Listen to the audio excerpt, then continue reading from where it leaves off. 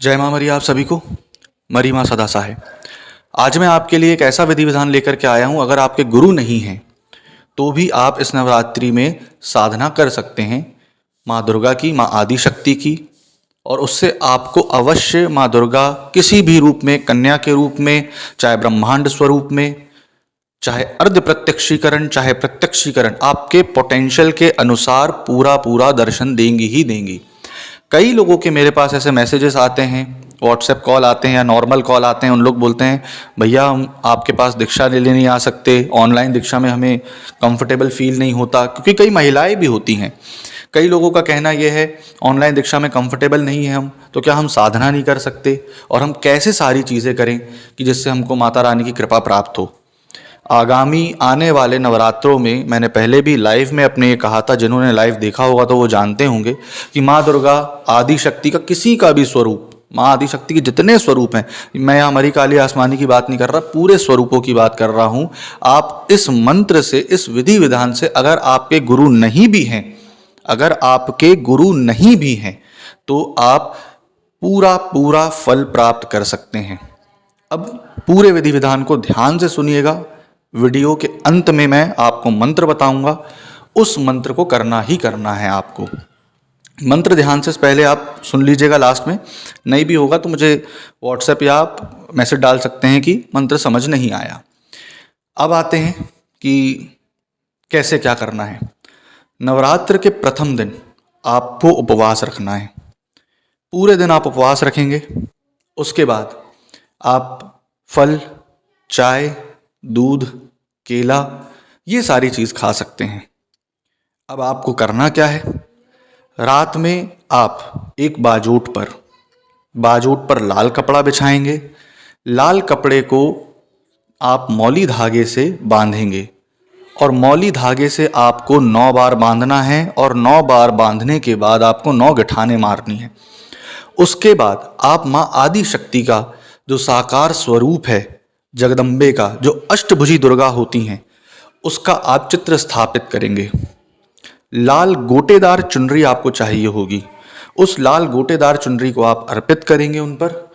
उस चुनरी को अर्पित करने के बाद आप एक अखंड ज्योत अगर जला सकते हैं तो बहुत अच्छी बात है। अगर आप अखंड ज्योत नहीं जला पा रहे हैं तो आप एक नॉर्मल ज्योत स्थापित करेंगे, जो कि आपकी ईशानमुखी होगी। ठीक, मौली धागे का जो दिया जलता है उससे आप उस ज्योत को लगाएंगे। उसके बाद आपको कलश स्थापन की विधि बता दे रहा हूं मैं कि कलश कैसे स्थापित करना है। ये सब आपको, क्योंकि शाम को करना, आपने दिन भर उपवास रखा, फिर आप शाम को ये सारी चीज करेंगे, है ना।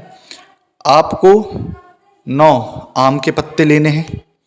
ठीक, एक दिया लगेगा, आपको एक लोटा लगेगा।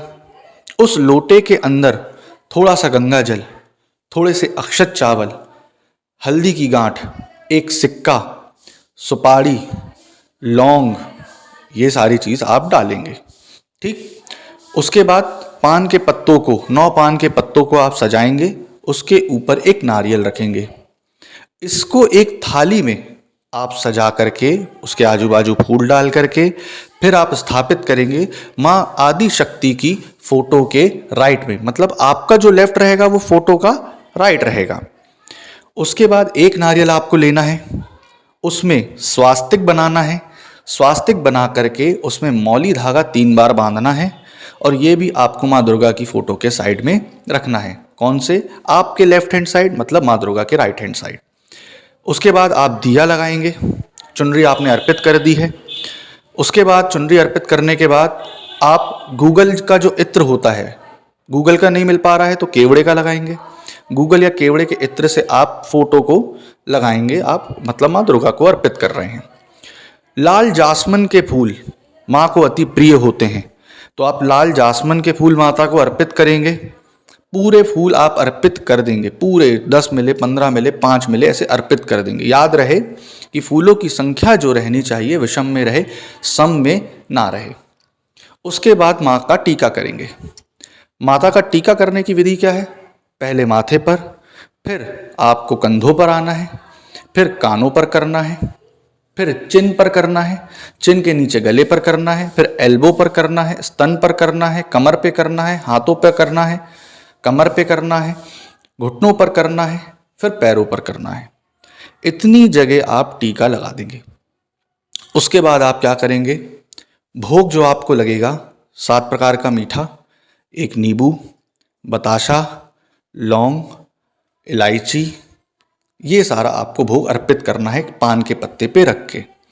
भोग अर्पित करने के पश्चात आप क्या करेंगे, आसन लगा लेंगे। आसन का जो कलर रहेगा वो लाल होना चाहिए। आपके वस्त्र जो रहेंगे सफ़ेद होने चाहिए। उसके बाद धूप दीप अगरबत्ती दिखा देंगे। कपूर का आपको भोग कैसे देना है, उसके बाद कपूर का आप भोग, एक दीपक ले लेना, कपूर का भोग लेना, ठीक। कपूर के ऊपर आपको 2 लौंग रखनी है फूल वाली, और वो माँ के पास जला के उसकी आरती ले लेनी है। ये आरती लेने का तरीका हो गया।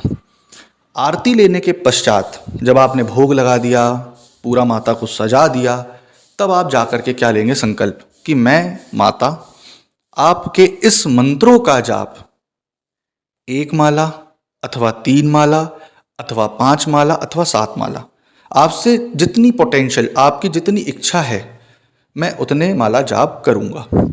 आप इस कार्य को मेरे सिद्ध करें या मेरे ऊपर कृपा दृष्टि बनाएं।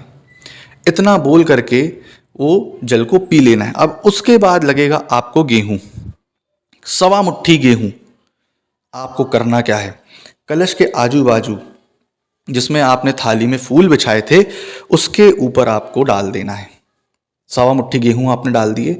उसके बाद आप करेंगे क्या, एक मंत्र, एक माला का सबसे पहले गणेश मंत्र, ओम गं गणपतये नमो नमः। इस मंत्र का जाप 1 माला रुद्राक्ष से आप करेंगे। मूलाधार चक्र पे आपकी माला चलेगी। उसके बाद आपको करना क्या है, उसके बाद आपको ओम नमः शिवाय 1 माला करना है। अगर गुरु मंत्र है तो गुरु मंत्र करेंगे, गुरु नहीं है तो ओम नमः शिवाय। उसके बाद ओम हं क्री, ओम हंग, हंग का मतलब क्या, हा छोटो हा ऊपर एक बिंदी, हंग क्री दुर्गाय नमः।